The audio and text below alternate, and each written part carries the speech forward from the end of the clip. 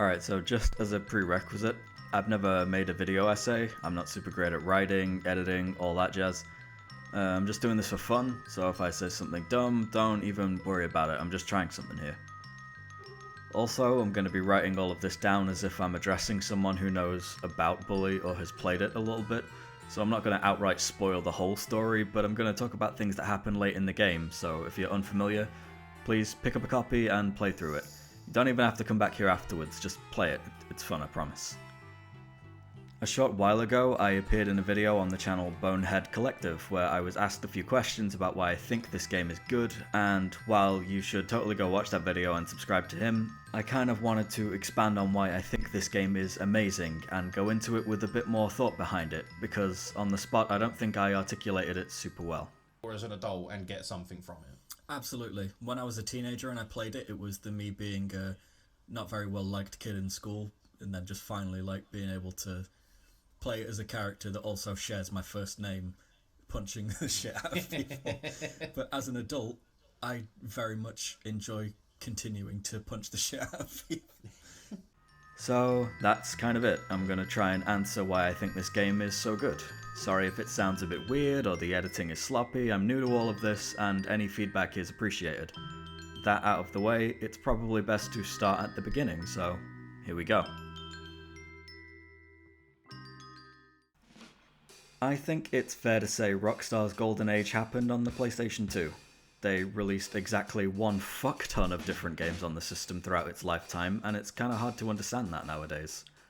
Rockstar have really turned into a one game per console generation developer, which sucks because I really enjoyed playing their games. I think that the people that were actively gaming throughout the 6th generation of consoles around 20 to 25-ish years ago went through one of the absolute best periods of video game innovation. And for third-person sandbox games, GTA 3 really set the bar high for what a game like that could be. I mean, games that tried to imitate what GTA 3 did were called GTA clones. That's only happened a handful of times, right? I mean, Doom clones in the old-school shooter days, Metroidvanias, Souls-likes, you get the picture. The success of GTA 3 would lead to Rockstar developing a bunch of really fun 3D sandbox games, which would eventually lead to Grand Theft Auto 5 becoming one of the most successful things ever. And to quote Wikipedia, it became the fastest selling entertainment product in history, earning $800 million in its first day and $1 billion in its first 3 days. Like, holy shit, that's kind of insane when you think about it. Despite the huge success of GTA 5 on every system from the PS3 and Xbox 360 onwards, it's not immediately what I think about when Rockstar comes to mind. When I think of GTA, I think of Vice City. It was the first one that I had. But when I think Rockstar, I think of Bully. Bully is just a fucking good game. I think it is. I've been playing since shortly after it was released in the UK back on the PS2 as Canis Canemedit, and it's been something that I come back to all the time. I've 100%ed the game, I've got the Platinum Trophy, plus hundreds of hours on it across several different platforms, and I'm still not bored of it. I've thought a few times about why I've never gotten bored with this game, and the truth is, that's kind of hard to answer for me. Could be I'm just that kind of person, you know? That guy. The one who can listen to the same couple of albums, rewatch the same few sitcoms over and over, that fucking guy, right? No reason it shouldn't extend to video games too. Well, I suppose, but I don't think that's the case for me with gaming. I'm already getting off track. At its base level, I think Bully's concept seems like a simple one. Rockstar Games, who were famous for developing a few good games, to put it lightly, decided, hey, you know what, we're on a roll. What if we did this thing we're good at right now in the mid-2000s on PlayStation 2 and just aged it down a little? I mean, kids and teens play our games anyway, so why not just market to them a little bit, right? Oh, yeah, okay. And it just fucking worked. So, the game is set in the fictional town of Bulworth, situated in New England, apparently. At some ambiguous point in time, some seem to think between 70s and 80s, but fuck knows really. There's a lot of different areas of the map, but the main areas that open up during the game are the school, where you start, then Bulworth Town and Old Bulworth Vale, New Coventry, and then eventually Blue Skies Industrial Park. Each chapter generally focuses on a different clique, and a lot of that clique's aesthetic and themes are reflected in the area of the game that the story is currently happening in. The first chapter of the game, where you only have the school grounds to roam, is essentially just this concept in microcosm, right? Each clique has their own hangout spot, and the more you play through the game, the more opens up as you learn about each of them. But I'm getting ahead of myself a little bit. I think an important thing to mention is this game kind of follows what I like to call high school coming-of-age movie stereotype logic. If you think like that, you can kind of make sense of a lot of this game. And hell, one of the first story missions goes over that whole concept in full. The nerds, library, and later the observatory. The preps, of course, have their own fancy clubhouse building. Greasers, they hang by the auto shop. And the jocks have the gym and school field. High school stereotype logic. And as the game opens up, you can see how that logic fits the environment. The preps, of course, live in the fancy part of town, Old Bulworth Vale, with their manicured lawns and big gated houses. The Greasers are in the low-income houses and tenements that make up New Coventry. Blue Skies is the big industrial area where the blue-collar work happens. Factories, trailer parks, docks, and the townies that call it home. I've been to a small town or two in the US, and the feeling I get while walking around the game is pretty similar. There's shops, restaurants, a good and bad part of town, fancy parks, and even some fun stuff lying around here and there. So that's the game world, which is, I feel, a lot of why people like this game. It just feels like a fun piece of small coastal town America to explore and hang around in, right? If you like that sort of thing, which I do because I'm weird. But what about the people that live here? Let's talk about them. Just as an aside, I'm excluding the little kids in this bit, because while they are all characters, they're not really essential to anything in the game, and the only one I bother to beat up is Sheldon because he deserves it. So, our protagonist, Jimmy Hopkins, after being expelled from, a lot of schools, gets sent here to live in the school dorms, and finish his school year while his mum's on honeymoon with the new bloke. Seriously, she's speedrunning gold digging at this point. It is kinda hilarious. He shows up, gets plopped on the pavement, and off she fucks. The first people you meet are some of the high-ranking school administrators, like Miss Danvers and the school principal, Dr. Crabblesnitch. Nice mustache in your old self-portrait, by the way. I'm sure you're a class act. After you're done meeting the principal and establish that if little Hopkins here does bad things, there will be consequences, who'd have thought? You go to the boys' dorm and meet some bullies, like this dumbass, and Russell, the stronger, dumber ass. After all that's settled, you go into the dorm where we meet our main antagonist. Gary is a slimy little twat, but he's the only person that doesn't show any physical aggression in the first 10 seconds of meeting, so he and Jimmy hit it off pretty well. And then Petey shows up to say hi as well, and the first chapter is comprised of these three collective dumbasses getting up to some hijinks. Along the way, you get friendly with some folks and not so friendly with others, and that's when it hits you that everyone in the school is their own unique character with their own voice and personality. This doesn't really extend into the town much, but a bunch of adults are unique too, like all the school faculty, the hobo that lives behind the school, also the shopkeepers to some extent. They kind of give me pathologic vibes, this particular fucking guy, because he's in two places at once sometimes. It all works to some degree. Although everyone at the school is different, the majority of them belong in their own clique, and each clique does follow a certain hierarchy. There's the big boss, who you usually have to throw hands with at the end of each chapter, that's not usually seen in free roam. There's the strong second-in-command that is seen in free roam, the boy you can kiss, girl, and the rest.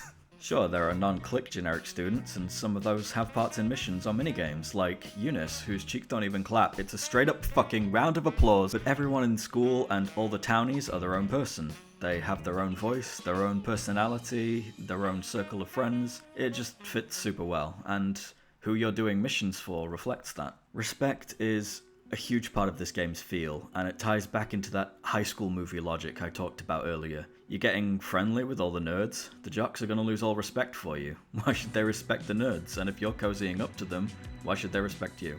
You're totally in with the preps, but you're helping the greasers, their mortal enemy. That respect is going to start to slip.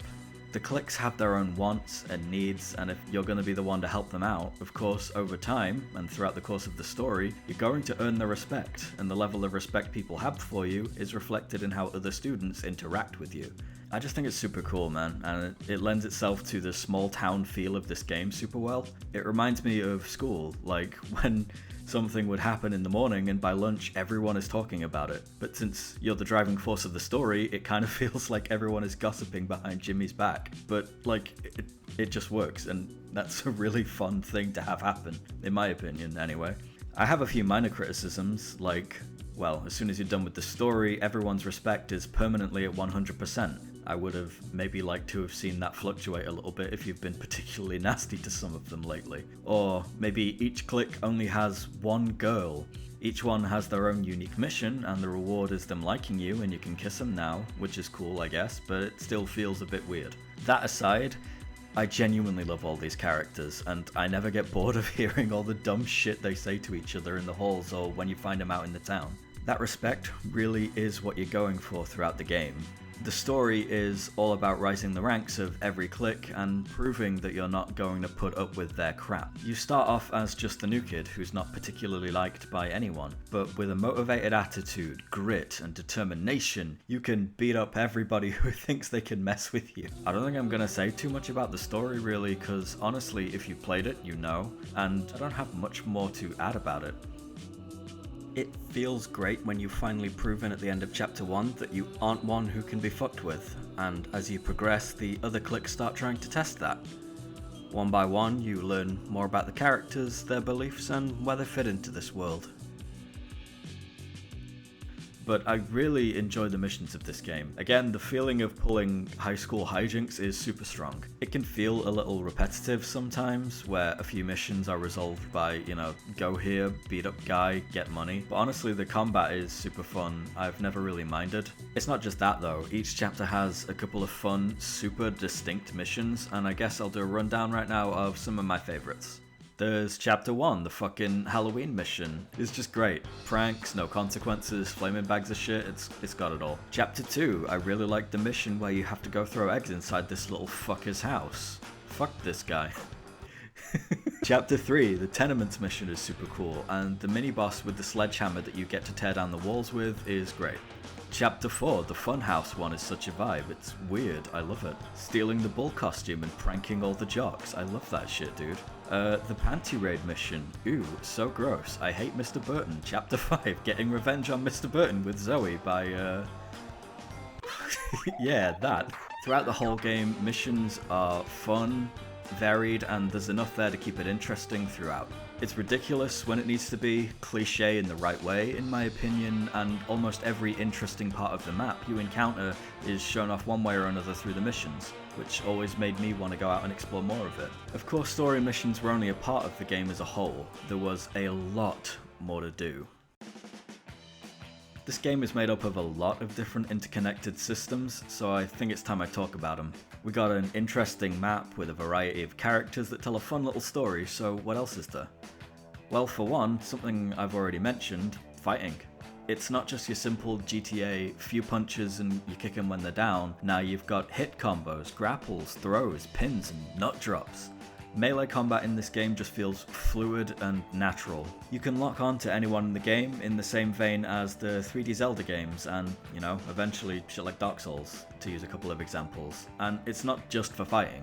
I was introduced in San Andreas, I think, but being able to just say something nice or mean to anyone in the game felt great. Being able to interact with anyone you see gave Jimmy some character of his own outside of cutscenes, and I loved that. There were also weapons that you could just pick up and swing about if you were so inclined. I mean, why not, right? Grab a cricket bat from Harrington House and hit some sixes. Grab a baseball bat and hit some people. See a ball, kick it. See an apple on the ground, pick it up and throw it, or eat it if you want. There's so many different things to interact with. And that's just the basic shit. How'd you get around? Well, if you're not in a jogging mood, how about a skateboard? Maybe a bike, moped, go-kart even. Fancy a swim? How'd you get those bikes? Well, it's a fucking school. How about you go to shop class and earn it? Want to get some more fun stuff from the chemistry set in your bedroom? You go to chemistry class. The classes in this game are minigames which unlock new skills, fighting moves, transport options, and more. And then there's the normal minigames which can earn you a bit of money, like knocking this guy out with footballs, or actual paid work like a paper route or lawn mowing. Just don't cause too much trouble around campus or you'll end up mowing the school fields in detention as a punishment, and you won't get paid for that. Sometimes you'll just be out and about and people will come up to you and ask you for a favour, which can get you cool things or money. There's boxing, biking, go-karting, and it's all just... I'm sorry, I could go on for ages, man. The point I'm trying to make while I'm gushing here is all the mechanics of the game, in my opinion, are well executed and make the world feel like a really organic and real place. So I guess I should talk about what I think all of these things I've mentioned up to this point have been working towards. It's what this game does best, in my opinion. It creates a solid atmosphere. In my opinion, Bully is absolutely the best game Rockstar has ever made purely because of its atmosphere. The smaller worlds than usual by Rockstar's 3D open world standards made Bullworth feel cozy and alive. They packed so much into this game and it feels all the better for it, if you ask me. Also, I think that this is the closest that Rockstar ever came to making an immersive sim style game. You wake up at a specific time, you go around your business however you see fit. Go to class, or not. I mean, it's a school, there's a class schedule you gotta follow. Or you can play hooky and do your own shit. After all that's over and done with, you gotta sleep. The clock is always ticking. Things happen at certain times of day. Some missions only show up until certain times. Some only show up after classes are finished for the day. It's really not like any of Rockstar's other 3D open world sandboxes in that regard. I mean, yeah, a few missions in the other Rockstar games are timed, for sure, but never to this extent. But I think it works. You could argue that having a specific wake-up time every day and passing out if you stay up past 2 can be a little restrictive, but I feel the game was built around that clock pretty remarkably. Jimmy Hopkins is 15, staying in a boarding school and getting up to all sorts of mischief, and honestly, that's what playing this game feels like to me, getting up to dumb shit as a teenager. Everything this game does adds perfectly to the feel of being in a coming-of-age story. It's fun to pull pranks on the other students. It feels satisfying when you win a bike race instead of going to English class. Honestly, like, sometimes when I boot up this game, I'll just roam around and find myself 3 hours later playing games in the Carnival Arcade or exploring the asylum and listening to the weird shit the orderlies say. It's a fully fleshed out world with a huge amount of stuff to do and it has never gotten boring for me. And my god, can I talk about the soundtrack for a minute? Holy fuck. Obviously, like, this video has had the Bully soundtrack back in it, and Sean Lee did an incredible job. Every track in this game is a banger, 100%.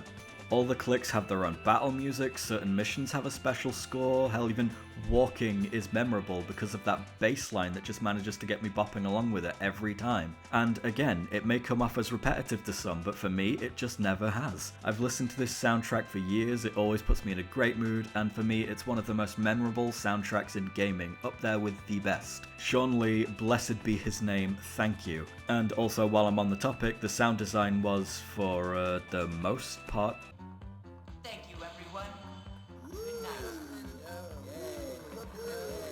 brilliant as well. I'm just joking, I think that scene is fucking hilarious. I laugh every single time. As I've grown up and I've played a lot of games and I've found a lot of different ones that appeal to me, every few years I'll replay one of my comfort games and have a great time with it. I could talk for a long time about games that hit all the right notes for me, and who knows, maybe I will. But if anyone asks me what my favorite game is, no hesitation, this is the one.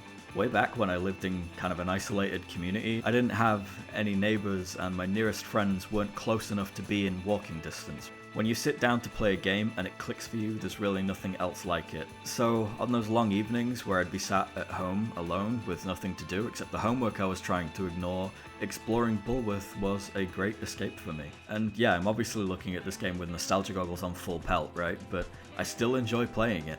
It stood the test of time for me like no other game has, and I've honestly enjoyed every minute I've put into it. If you've somehow made it this far and have not yet played the game, I implore you to do so, because I genuinely believe you would be missing out to not play this. It's a masterclass of the 3D open world sandbox, and I struggle to think of one that feels as immersive as this. So yeah, that's why I like this game so much. Hope that helped. I stream on Twitch sometimes. Subscribe to Bonehead Collective and me as well if you want to. Bye.